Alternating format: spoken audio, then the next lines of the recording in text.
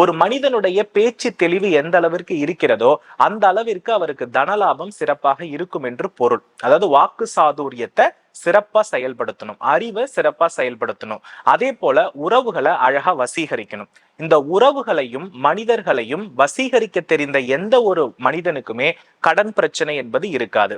இந்த உறவுகள் அதே போல செல்வ நிலையை வசீகரிக்கணும்னா நமக்கு தலைவாசல் அவசியமானது. அப்போ மனிதர்கள் வசியம் எங்க இருக்கும்னா கோபம் இல்லாத இடத்துல, எப்பொழுதும் மகிழ்ச்சி பொங்கும் இடத்துல.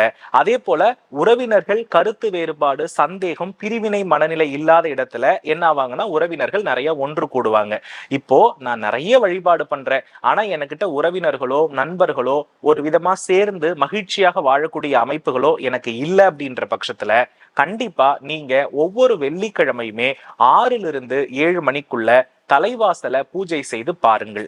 நான் சொன்ன அமைப்புல மாவளை தோரணம், நிலை மாலை, அதே போல மஞ்சள் கலவையோடு நான் சொன்னக்கூடிய மூலப்பொருள் எல்லாத்தையுமே நீங்க என்ன பண்றீங்க அப்படின்னா அனைத்தையுமே பூசி நீங்கள் வழிபட்டு பாருங்கள்.